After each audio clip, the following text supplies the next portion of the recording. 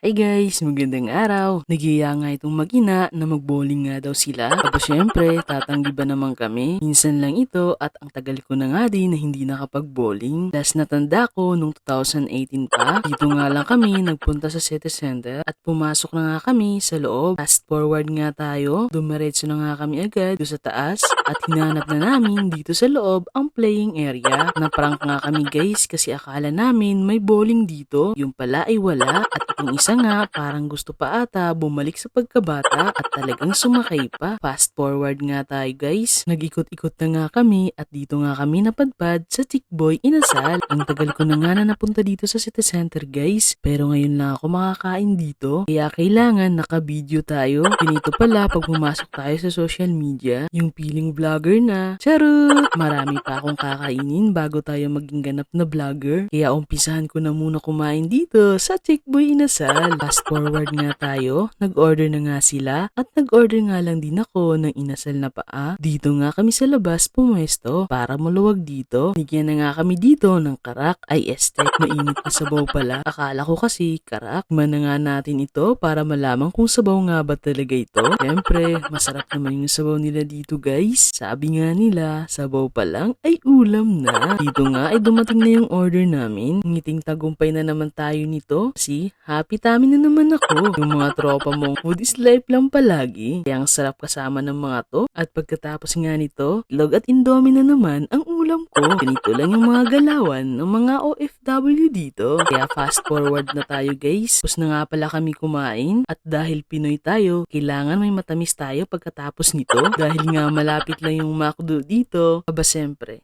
mag-ice cream yummy muna tayo. Ice cream yummy. Ice cream good.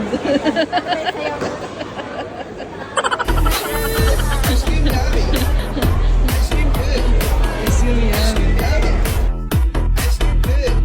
So yun lang guys, hanggang dito na lang muna. Salamat sa panonood.